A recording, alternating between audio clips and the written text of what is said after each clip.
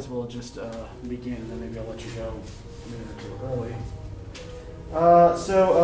First thing I want to talk about is these first quizzes, right? So if you didn't do as well as you hoped, I do want to let you know that there are going to be 12 of these.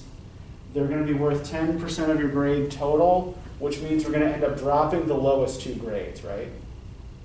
So, you know, if you didn't do so hot on this one, I think of it as a practice run.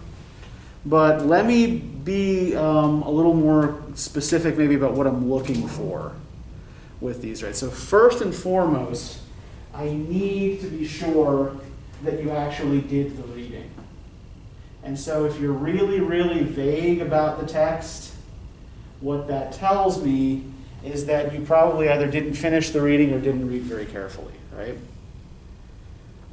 So I do need y'all to try to be specific. And I want to see you guys trying to apply things that we're talking about in the class to the text, right? So I want to see that you're absorbing some of the vocabulary, that you're learning the concepts, and that you're able to kind of read the texts through those lenses, right? So, you know, you'll have 11 more chances at this, and, you know, each of these individually is only worth 1 point, right? So altogether, that ends up being significant, but an individual quiz isn't worth all that much, right? So as long as you're doing okay on most of them, you'll be fine. Does anybody have any questions for me about this? Okay. And then what I'd like to start with today is the timeline. So what did you guys come up with today? What did you guys bring in for today? Yeah, Jess. Okay, so Queen Victoria, she reigned from 1837 to 1901. Uh-huh. Okay, and then the Reform Act. Yes, the Okay. Reform Act, the first Reform Act, right? Uh-huh. It was in 1832. Okay. And then there was the Crimean War. Crimean Yep. War. Yeah, Yep, Crimean okay, War. It was Britain and France like actually came together and went against the Russians. Yeah. And that was 1854. Okay, so what I was actually looking for specifically this time, though, was like stuff about Victorian aesthetics, right? Oh. So we're looking for things like important works of architecture or art theory, right? Things of that nature. It was the golden age.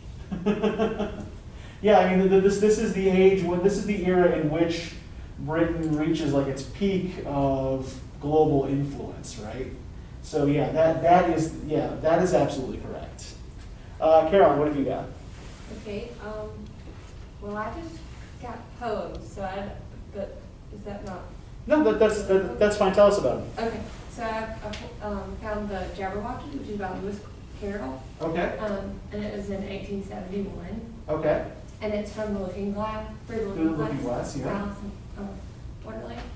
Mhm. And then The Lotus Eaters by Alfred Lord Tennyson. Okay. In 1832.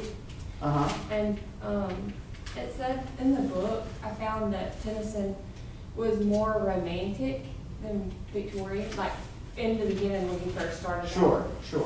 Because it also said that he studied more. He wasn't just, Mm-hmm. he didn't start out just good at poetry. He had to study the poetry. And so he studied Keats and Coleridge. Sure. So he was more romantic. And then Dover Beach, which was 1867 by Matthew Arnold. Okay.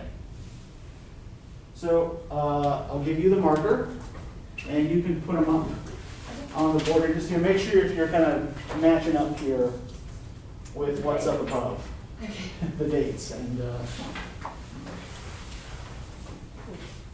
Alex, what have you got? I forgot to do mine. Okay. So in general, right, these are going to be every Monday, right? So just kind of keep that in mind. Yes, Jess. Okay, so Pre-Raphaelitism. Pre-Raphaelitism, yes. Does that have anything to do with your Victorian aesthetics? Absolutely, yeah. Okay. In fact, we're going to talk about that today. Okay, so there's, with pre-Raphael, I cannot pronounce that, I'm so sorry. There's truth in everything, and it's down to the smallest detail, and small details are important.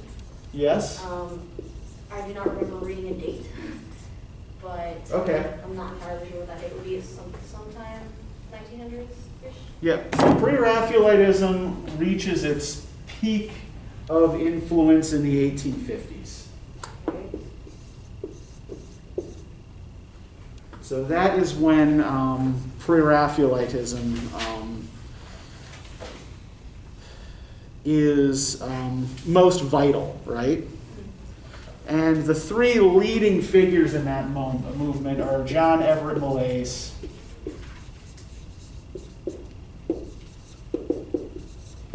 William Holman Hunt,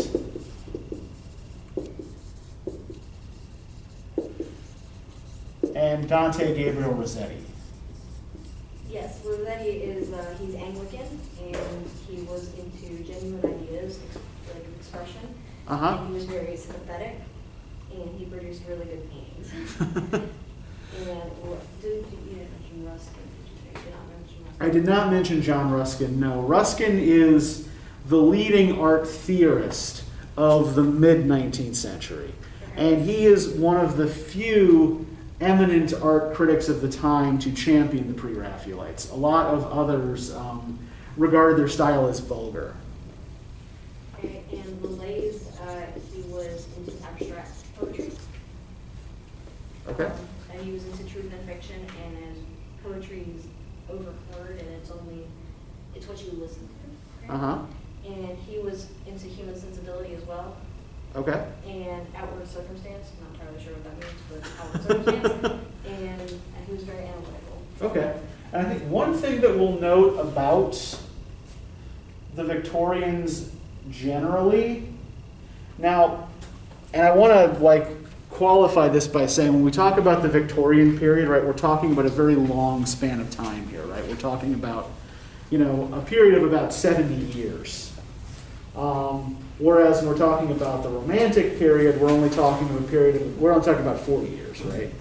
So, the Victorian period is almost twice as long. So there are really a couple of different Victorian periods within, there are several movements within that larger period, right? And the early Victorians, as Caroline correctly noted, are often heavily influenced by Romanticism, right? They're coming up out of that particular set of artistic assumptions into something a little bit new and different.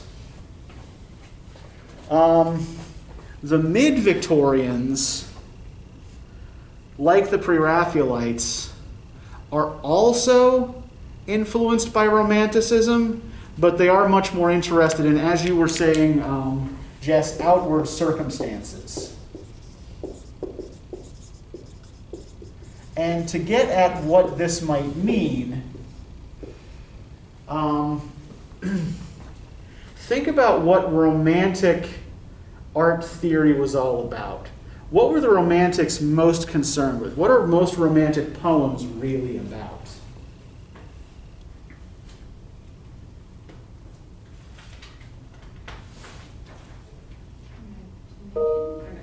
Yeah, you're on the right track here, right? What's the primary activity that's depicted in a Romantic poem? Admiring beauty. Admiring beauty, yeah.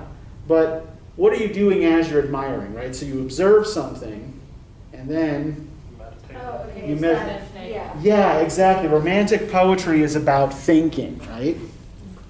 Romanticism is really kind of an internal. Yeah, I don't remember where it said that. It was sort of meditation and imagination was in the same sentence, but I don't remember which one Yeah. it was in. Yeah. I remember reading that. But Romanticism is by and large about internal processes, right? It's about what's going on inside your head more than it is about what's going on outside of you, right? In general, the Victorians are much more concerned with the outer world, right? and how you relate to it. So, one way we sometimes describe the difference between Romantic and Victorian writing is that Romantic writing is subjective, right? That is, it's focused on the subject. It's focused on you, the writer, right? Victorian writing is more often, though not always, of course, objective, which means it's about things outside of you, right? It's not about mapping your own internal thought processes. It's about, society, or it's about things, right? It's about relationships.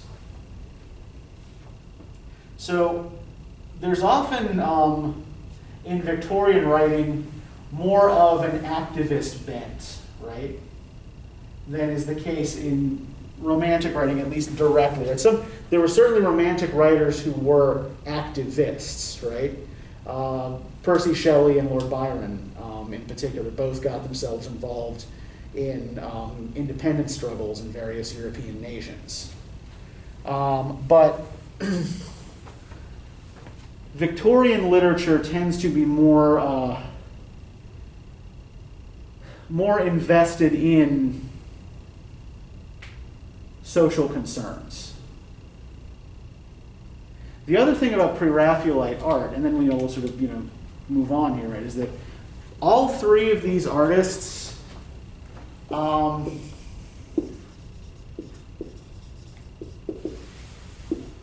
particularly interested in narrative art, right?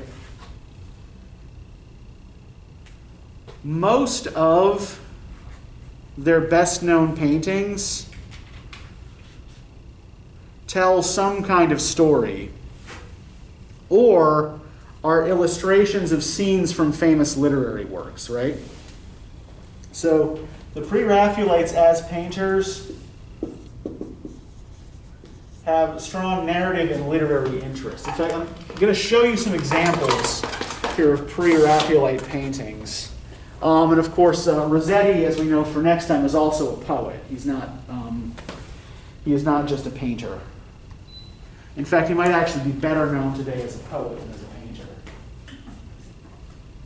He studied nature, right? Yes. Indeed, they all did. So I'm going to show you some Pre-Raphaelite paintings. And I want you to see if you notice any common themes across them. Right? So this is one of John Everett Millet's best-known works. It's called Ophelia. Does anybody know what scene this is illustrating? From a Shakespeare play? Looks like something out of Hamlet. It is, yes. This is a scene from Hamlet. This is Ophelia having drowned in the river, right? Okay, that makes sense. So just take a minute, sit with this, and see what you observe here, right? What do you notice?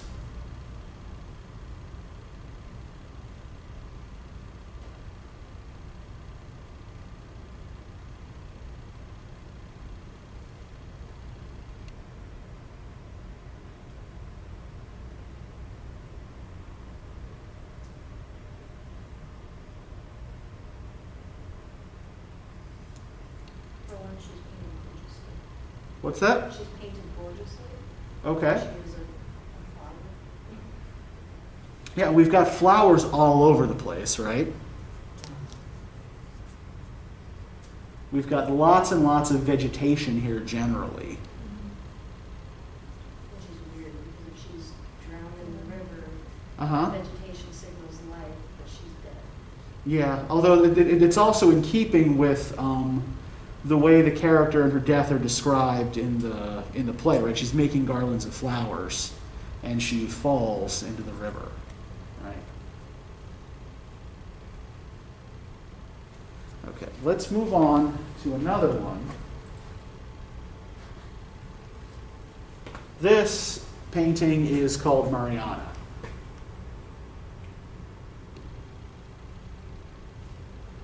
Now, what do you notice about this? What makes you say church? The stained windows. Okay, we do have stained glass casements here, right? Formerly those were known to be in Anglican churches in the early ages. Yeah, there's a medieval look to all of this, right? And this is actually not a church, it isn't a home, right? This is actually supposed to be a room in someone's home. There's a little private altar here, and yeah, this is a private sitting window rather than a church window.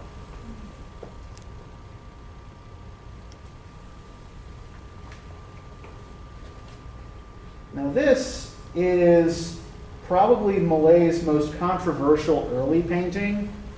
It's called Christ in the House of His Parents. And what made this particular painting controversial or upsetting to people was the way the family are portrayed as kind of ordinary peasants doing manual labor. The Mary figure in particular was described as like looking like a washerwoman. But what's interesting about Millet's early work here is that it kind of combines romanticism with realism, right? These are highly detailed paintings, but they're also highly literary paintings.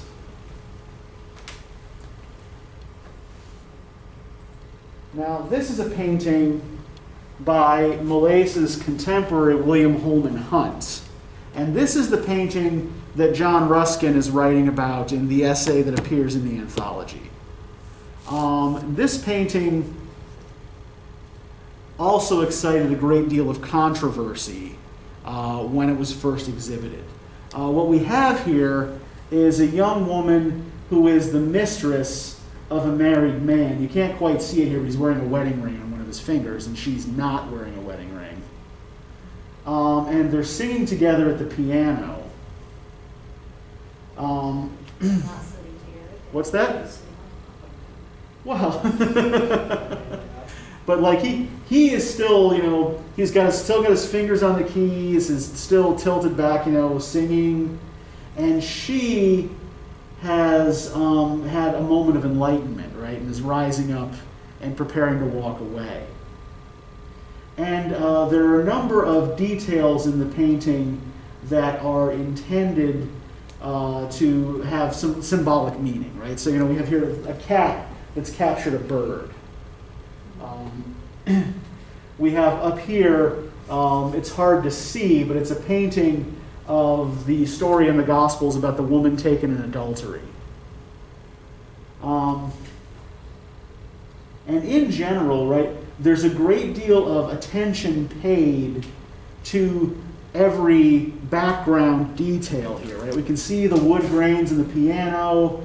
Even the wallpaper is painted in realistic detail, right? Of the mirror depicting the window, right? There's not a wasted brushstroke, right, or a hurried brushstroke here.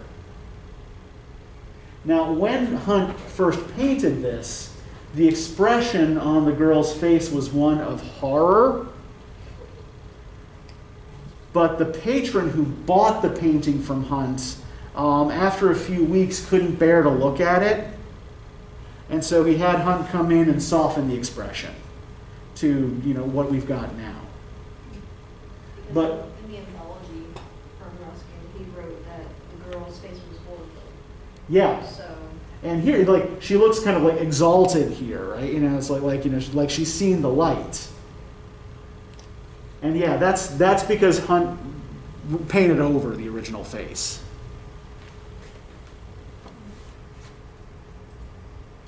So this is a painting by Dante, Gabriel, Rossetti.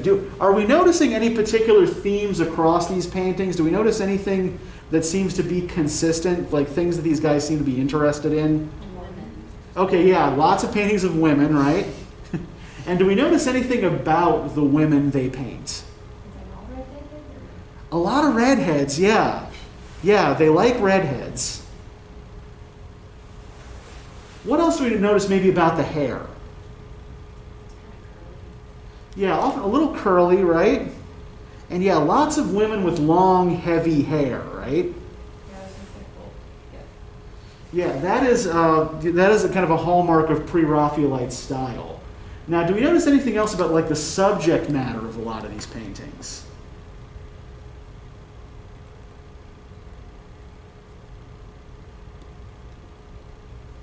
What do you mean? Well, like say, you know, what the paintings seem to be about, like what sort of person or period they depict. Oh, medieval Yeah, there's a lot of medievalism in these paintings, right? So, you know, this painting is called the Holy Grail, right? period. And so, yeah, there's a lot of medievalism and there's a lot of religious symbolism in these paintings as well, right? So this is another Rossetti painting. This is Joan of Arc.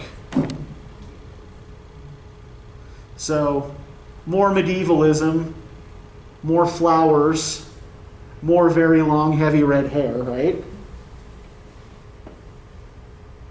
And this is Rossetti working on a mythological theme here, right? This is the Venus Verticordia, or you know, the Venus of, you know, pardon? Garden love. Yeah, Venus of the Garden of Love, yeah. And the strange thing about, if this is supposed to be a pagan goddess, what's strange about the way she's painted here?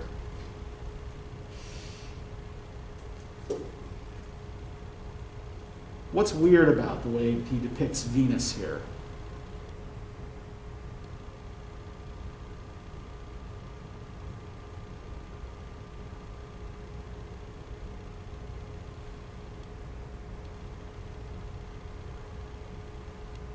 In painting, what does a halo usually indicate? Yeah, he's depicting the pagan goddess of love and fertility as a saint, right? Yeah. So he's blending Orthodox Christianity with paganism here, which is also a hallmark, like kind of a hallmark of Rossetti's early style, right? But like the Pre-Raphaelites were attempting to kind of shake up an art world that they felt was kind of static and stale. And you know, devoted to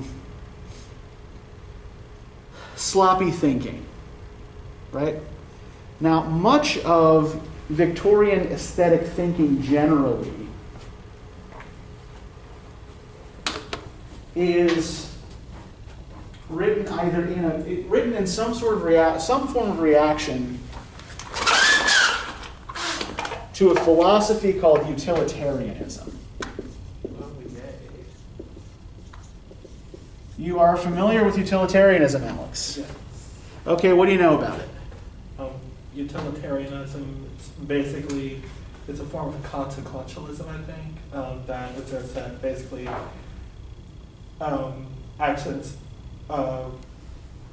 basically asserts that if you do something, you're morally just if you do things for like if it contributes to the greater good.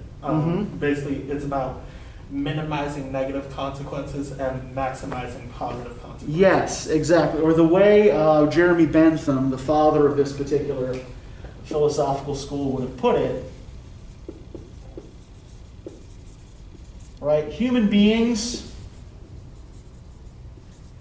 are motivated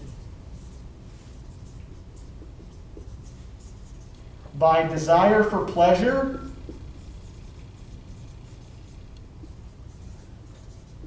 and avoidance of pain.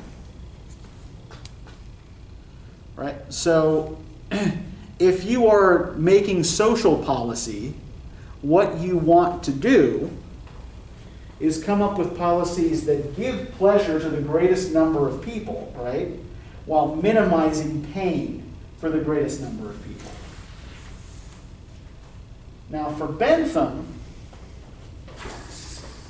this essentially means that things like art and poetry that have a relatively limited appeal and require some level of education typically to really appreciate are not as he would put it, useful. Because they only increase pleasure or reduce pain for a relatively small number of people. Whereas the larger number of people would just sort of ignore them, right? Instead, Bentham promotes things like playing of simple tavern games like a pushpin, which was similar to tiddlywinks, right? Because that's something anybody can do and that anybody can enjoy, right? So, utilitarians are very much concerned with usefulness overall, right? That things need to be useful in order to be good. Utilities. Yeah, exactly, right?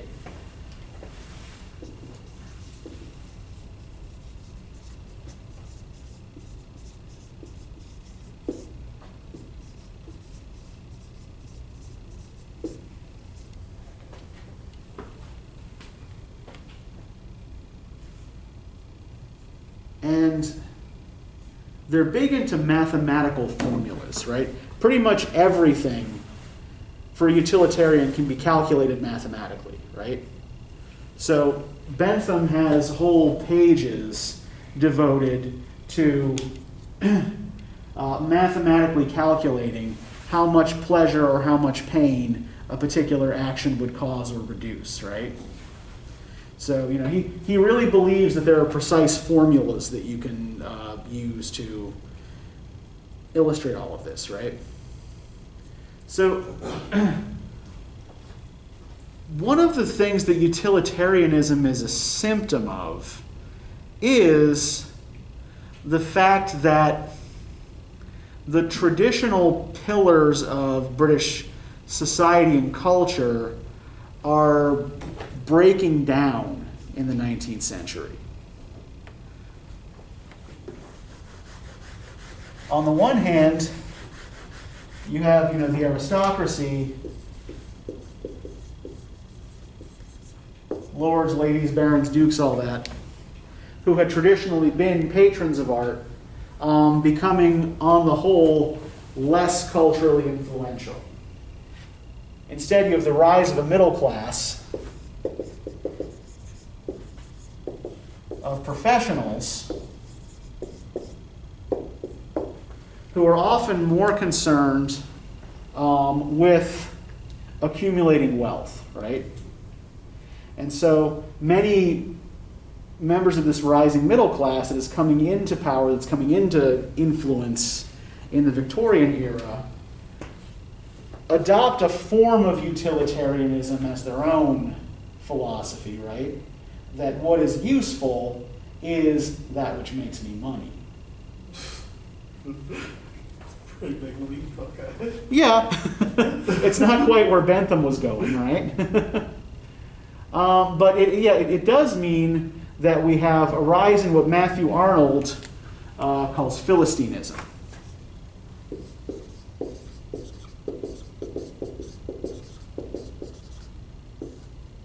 Now, this is actually unfair to the ancient Middle Eastern people called the Philistines, who were actually, from what we can tell by archaeology, artistically and technologically pretty sophisticated. But a Philistine, according to Arnold, is someone who has no appreciation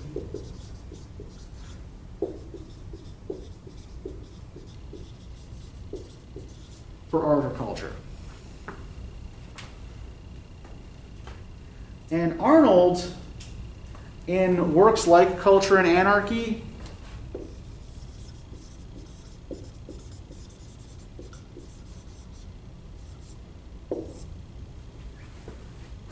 is arguing that culture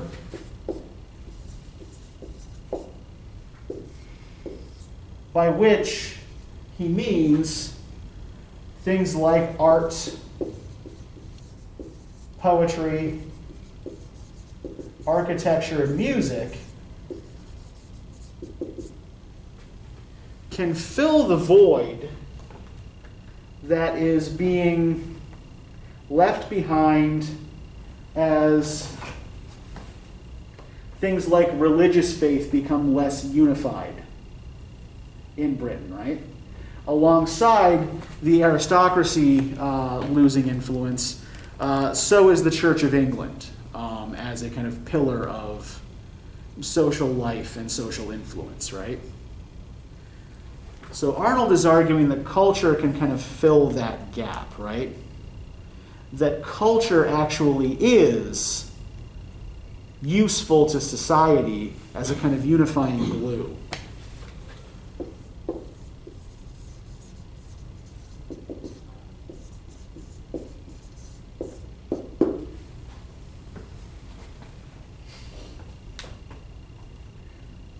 Now, I think it might be useful to, I don't know why I just used that word, to pair Arnold here with John Stuart Mill.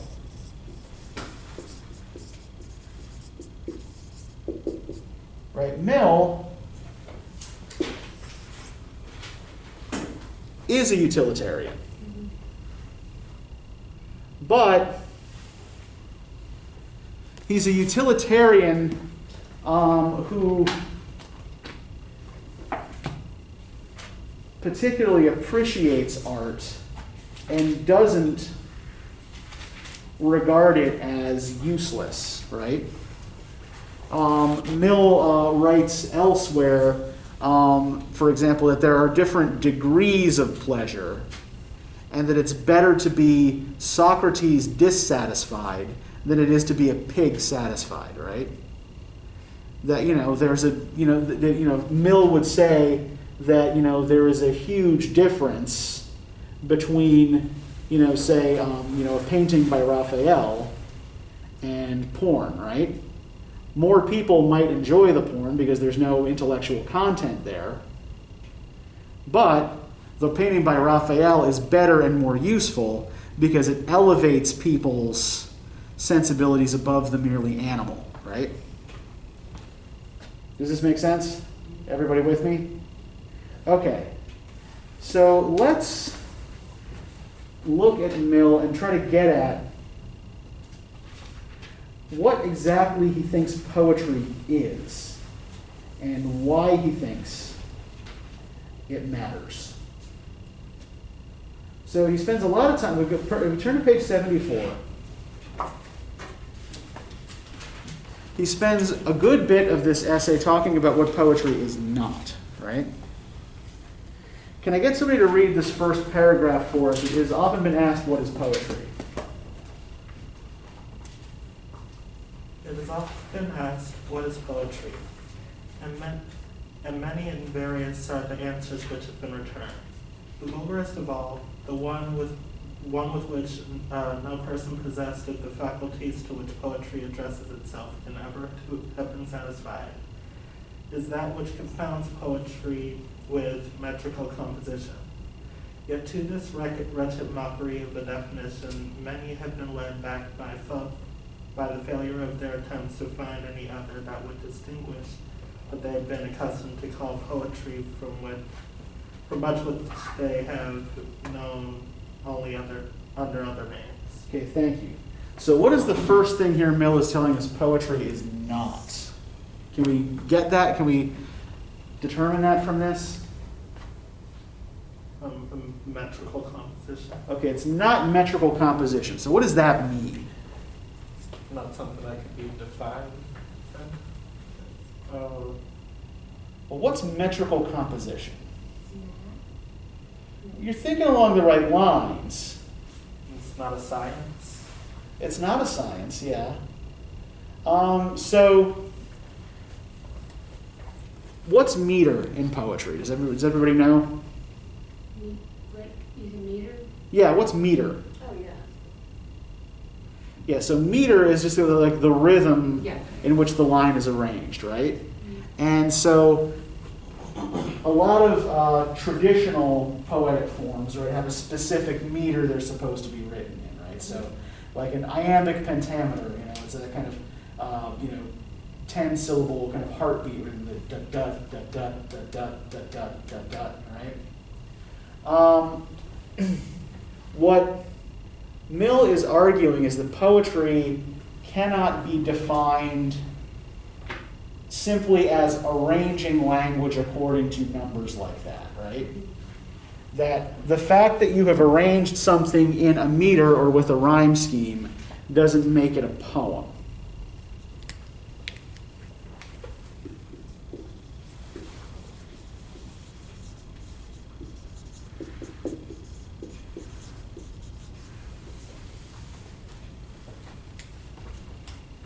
Now let's move on a little bit to the bottom of the page. Can I get somebody to read the last paragraph here? It says, the object of poetry is confessedly.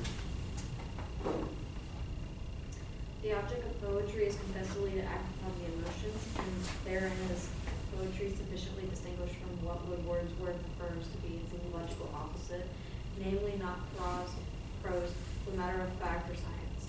The one addresses itself to the belief, the other to the feelings. The one does its work by convincing or persuading, the other by moving. The one acts by presenting a proposition to the understanding, the other by offering interesting objects of contemplation to the sensibilities. Okay, so he's getting a little bit closer here to what he means, right? So what does he think poetry does? Or what does he think poetry is supposed to affect?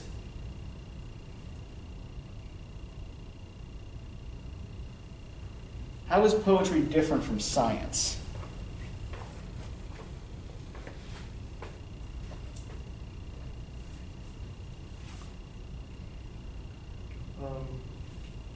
One, science addresses itself to belief, and poetry addresses itself to feelings.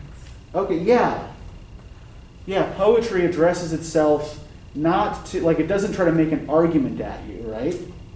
What it does is try to make you feel something, right? It offers objects of contemplation to sensibilities, so it's more attaining to presenting to your senses instead of your knowledge, what you Yeah. And a lot of that's actually very similar to what Wordsworth was arguing, right? That, you know, what the poet is trying to do is come up with a description of something that evokes the emotion of actually seeing or experiencing that thing, right? So the definition that Mill is working towards here seems to be rooted in Romanticism.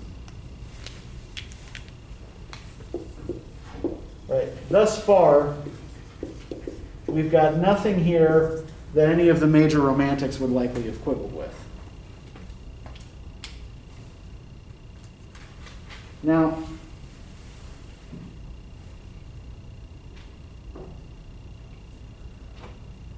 can we go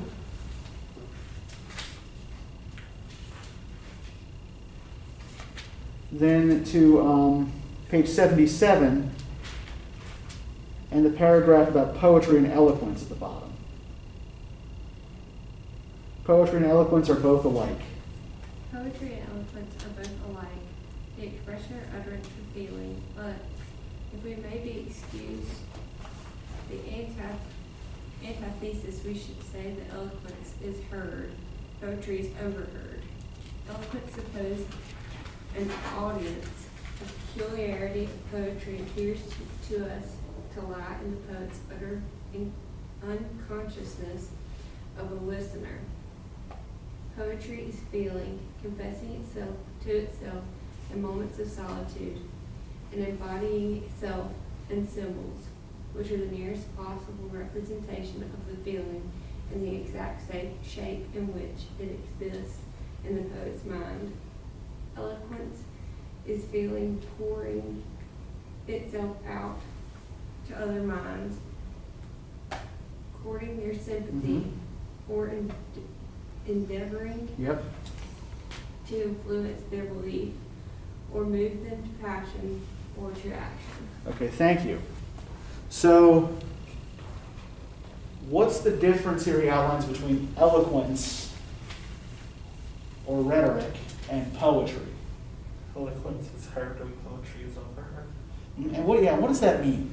It means that poetry is kind of a reflection that you have within yourself that other people, Yes. or other people view from the outside, but eloquence is something that you basically tell somebody. Yeah, it's a private versus public distinction here, right? Poetry is a private utterance that someone overhears. Good.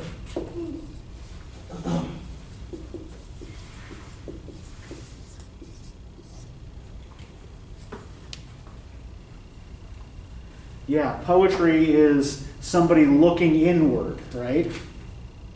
Having a conversation with themselves that someone else then overhears. Yeah, ooh, that looks bad. Can't wait to walk. It almost looks like hail.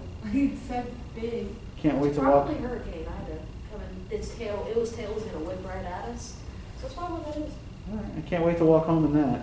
Really nice. So Mill is writing this in 1833, so it's no surprise then that he is influenced by romantic ideas. Yeah, wow. Okay, let's try not to think about that that expression of the sublime outside right?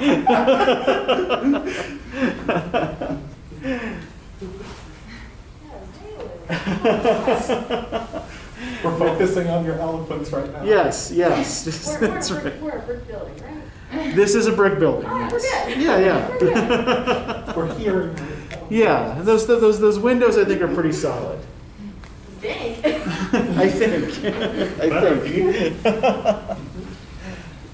Okay, so I want to compare Mill to Matthew Arnold, because I think Arnold is taking this in a very different direction, right? I think that Arnold's view is probably more typically Victorian, at least what we tend to think of as Victorian. It comes in the middle of the period, and it is very much concerned with the public role of art and the artist. So if we can turn to Culture and Anarchy, the Sweetness and Light portion, page 464.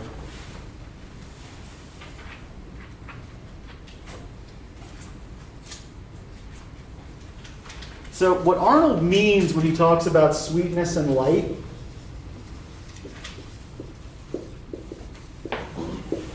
is a kind of balance and harmony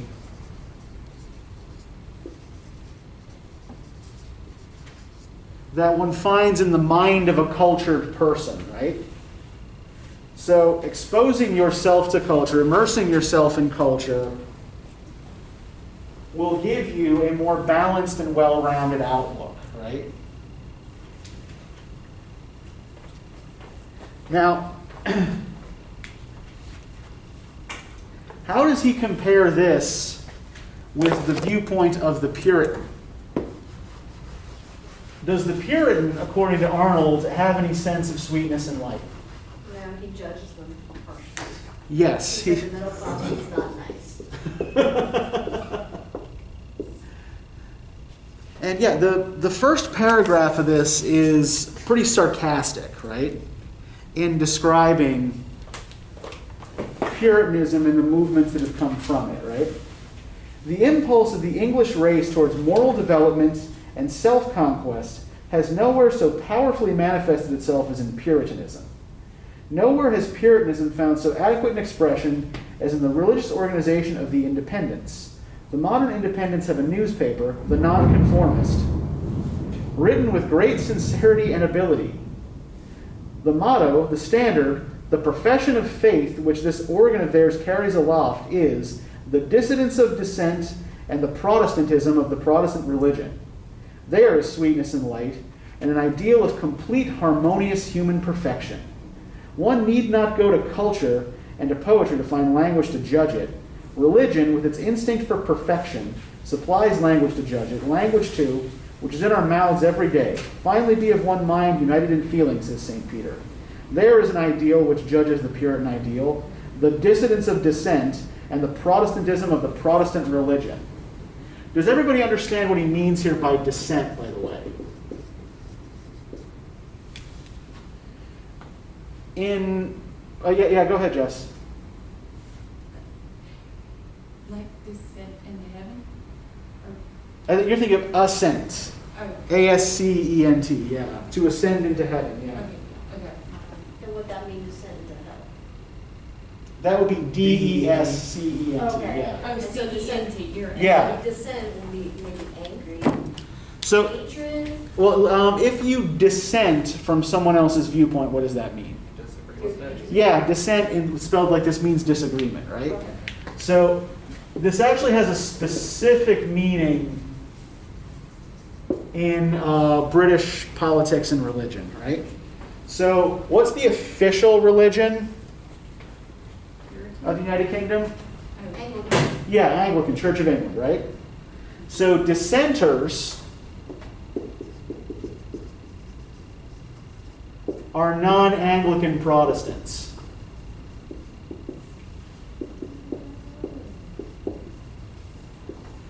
So the Pilgrims and Puritans in the 17th and 18th centuries, Presbyterians, Baptists, Methodists, right? Yeah, these are the dissenting traditions, right? You know, Protestant denominations that are not Anglican. So then why does it say Protestant is ideal? What's that? You said Protestant, no, Protestants.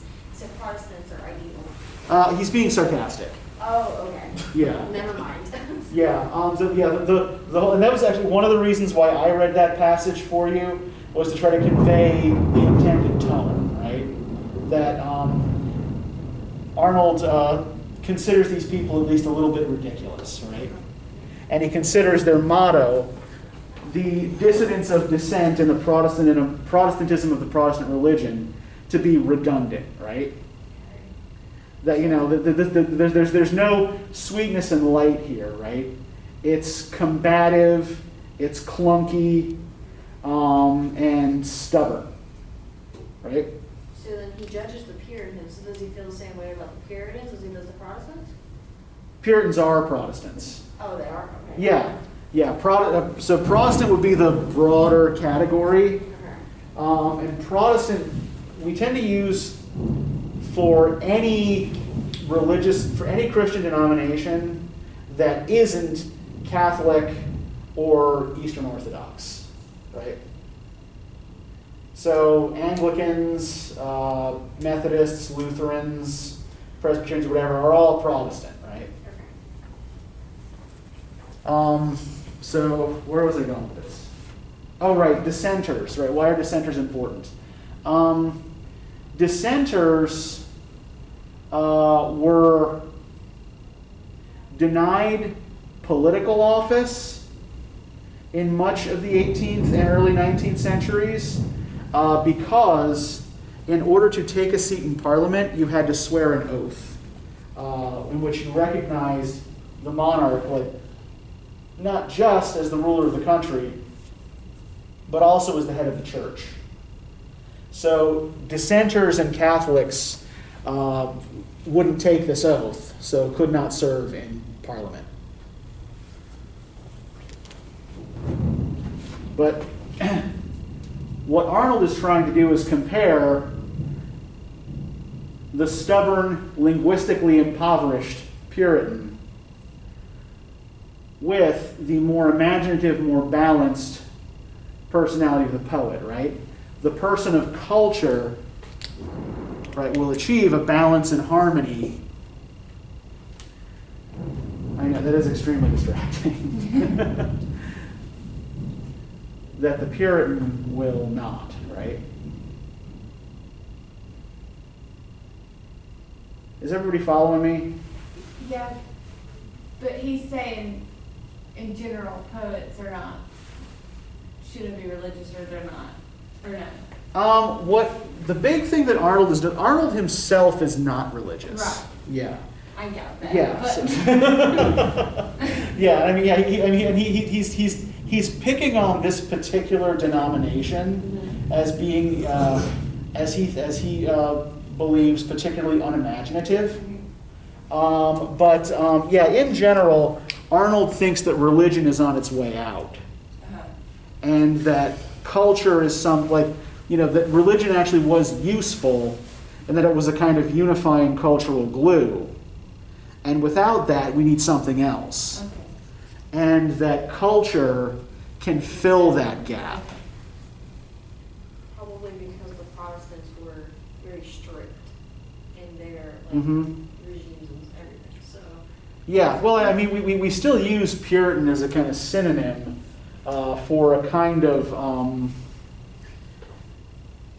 extreme attitude towards life and religion, right? That, the Puritan is the sort of person who kind of, it's almost like a kind of religious utilitarianism, right? That, you remove everything that is extraneous from your life to your religious faith, right? so it's like You don't care about your pleasure, you just worry about your religion. Yeah. the show Handmaid's Tale on. Okay. It depicts everything with the Puritans. And it's solely based on Puritan belief. Mm-hmm. So it's really interesting. Yeah, I haven't seen the show. I read the book It's good. a long time ago, and I saw the original movie that came out in the '80s. But yeah, I have not actually watched it. I feel like I've been having a hard time with dystopian media lately because it just it doesn't feel as implausible as it used to. Oh yeah, no, you're right. Yeah. Right, but I digress. So that's Mill, that's Arnold. Now, the late Victorians are a different species altogether. So if we look at people like Walter Pater and Oscar Wilde, they're coming from a set of assumptions that's descended from Arnold's, but is less socially activist than his is, right? Because Pater was into positivism. Positivism, yes. Yeah, there you go. Yes. So, without going too far down philosophical rabbit holes. Those are fun. What's that? They are fun, yes. But we are only here for a limited time twice a week. And we got a lot we got to cover. So Pater is associated with the beginnings in England of an art movement called Aestheticism. Have any of you heard of this before? Yeah. Does it ring any bells? Okay, okay. So what is aestheticism? What is it? What is someone who's into aestheticism concerned with? Beauty. Beauty, yes. Right. The motto of this movement when it started in France was art for art's sake, right?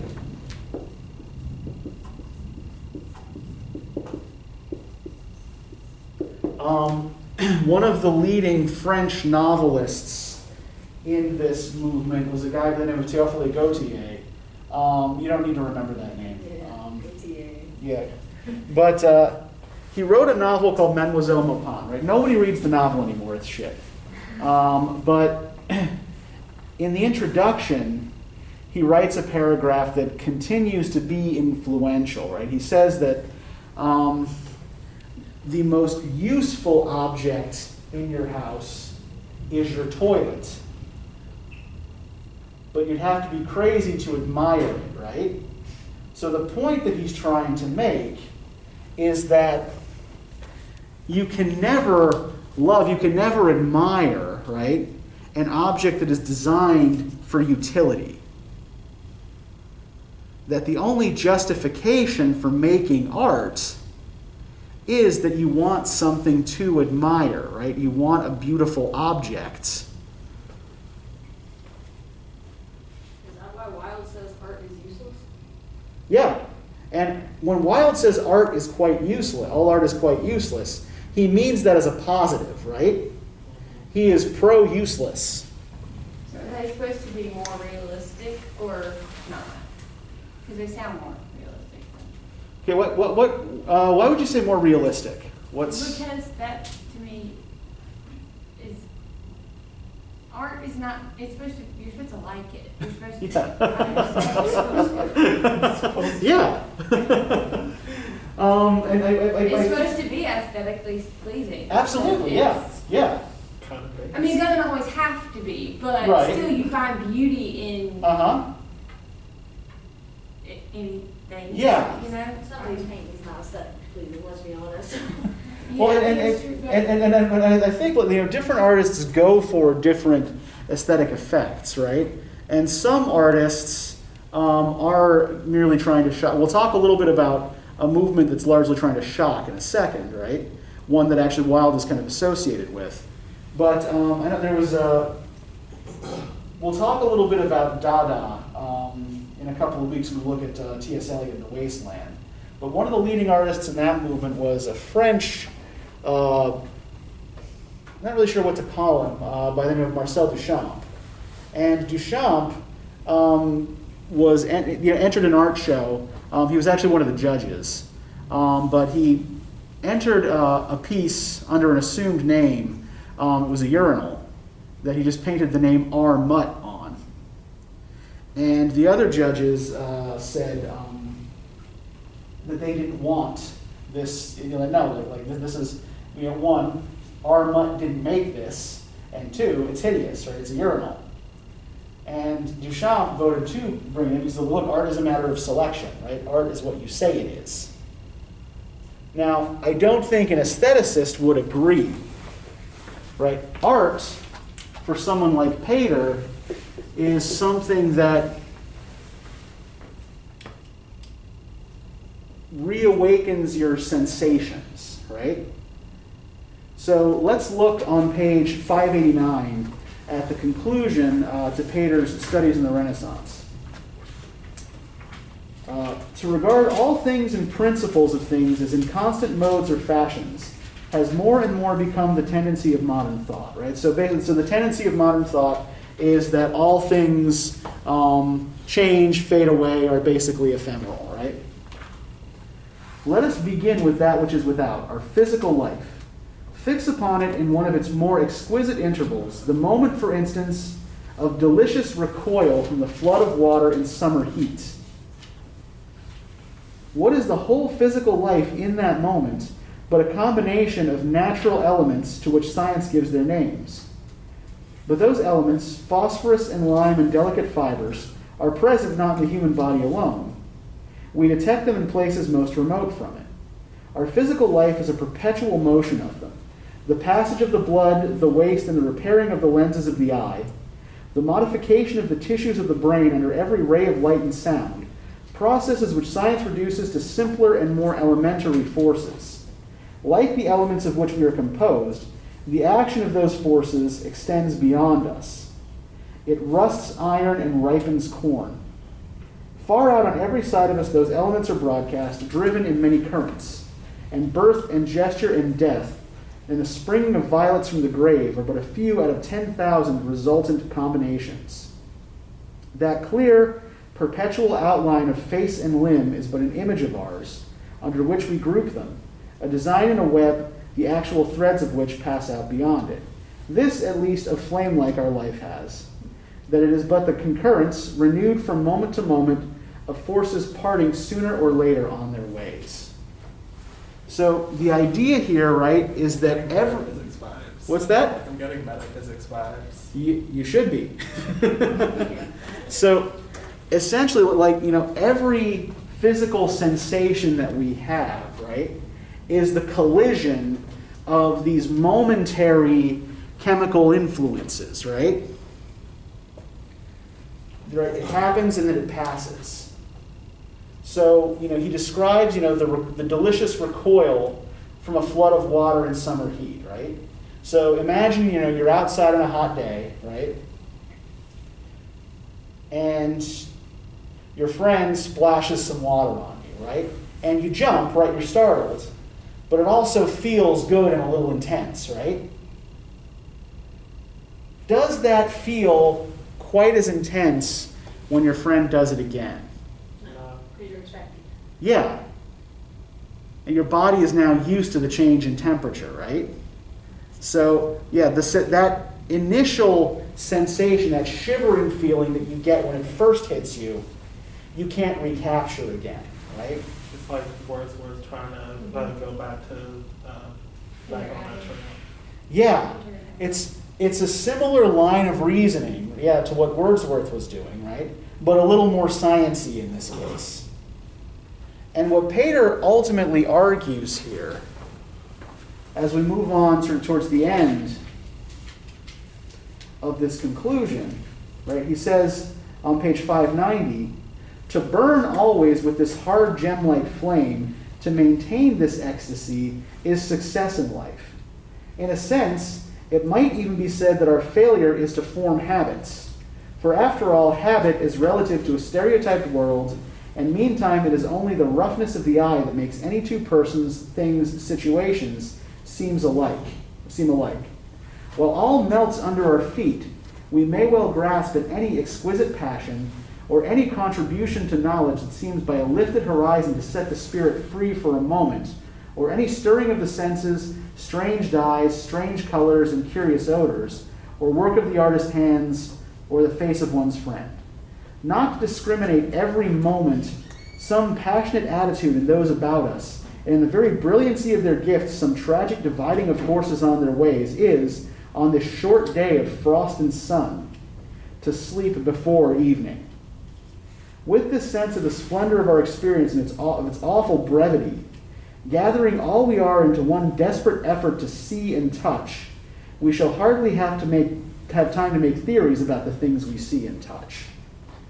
So what Pater is regarding as success in life, right, is to be able to hold on to these aesthetic sensations, right, to harden them or encapsulate them in some way, right? To be able to recall that sensation when you got splashed with water, and not to be kind of dead to it when it happens to you again.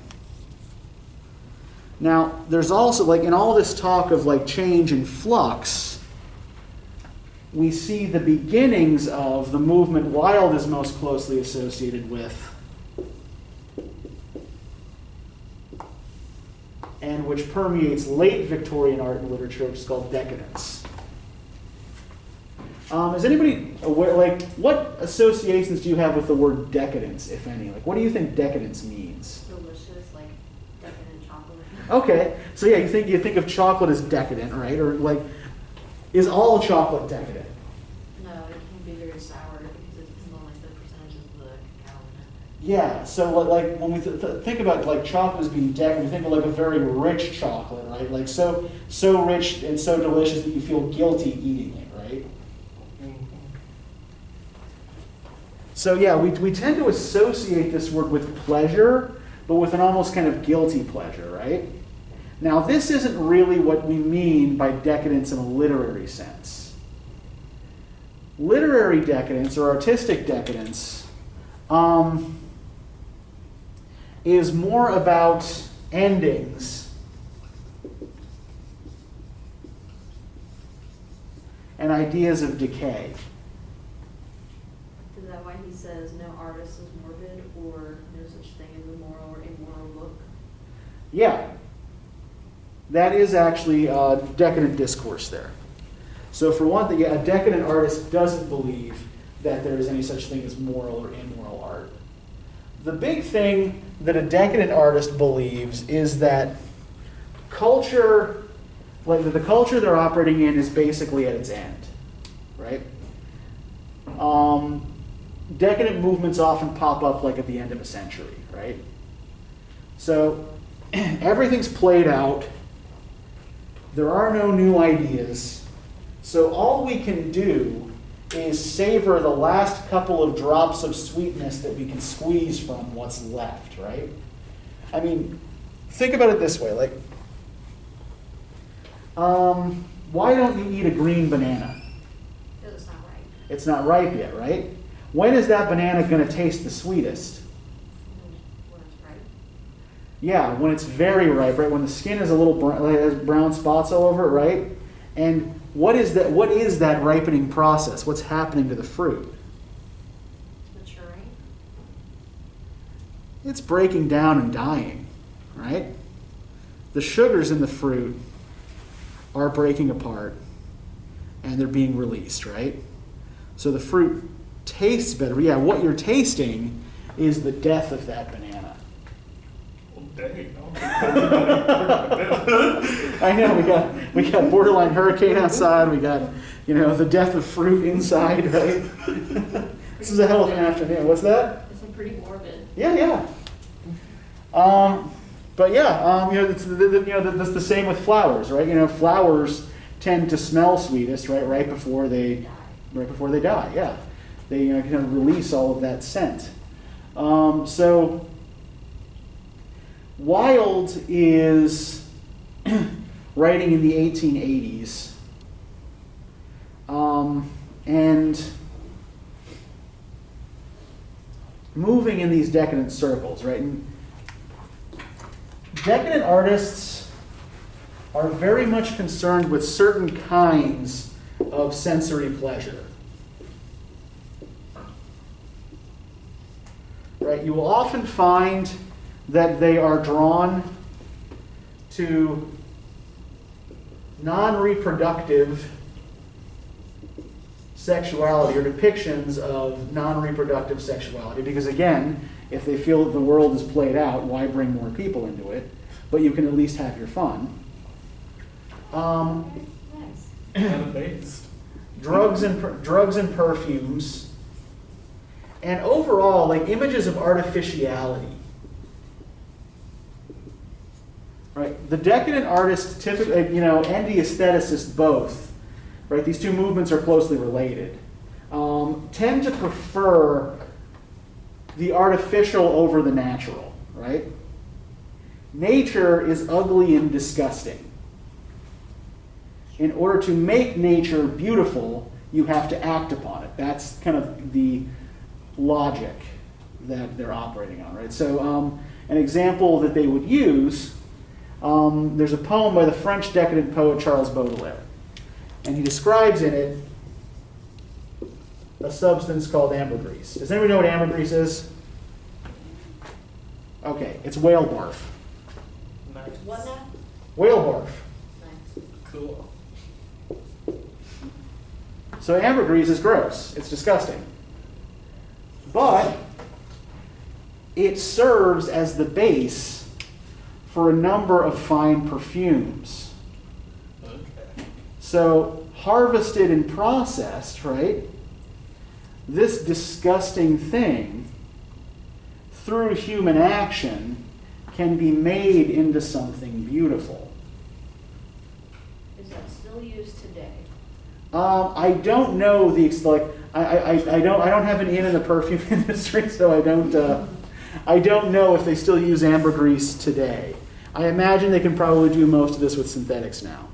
But in the 19th century, absolutely, yeah, ambergris was a common ingredient. There were also a lot more whales in the 19th century. We hadn't hunted them to near Do they extinction. get the whale barf? Like, how do they harvest it? Like, they just hunt whales and then just... Take somebody's arm. Well, I mean, it would typically be found kind of like floating near harbors. But, again, late 19th century, there are a lot more whales around. So this was probably a much more common thing. than it Every is time I now. hear something like this, I just lose a little faith in humanity. Like, who decided to make perfume out of this? Yeah. That's a good question. Yeah. Well, it looks like the rain might have stopped, so that's a plus. At the very least, it's not quite so extreme. Wood. So let me give you the guide questions for next time. Right, you've got those 3 poems to read. I know it says on the syllabus to read the Lotus Eaters. Don't read the Lotus Eaters, read the Lady of Shalott instead, right? We're going to do that one.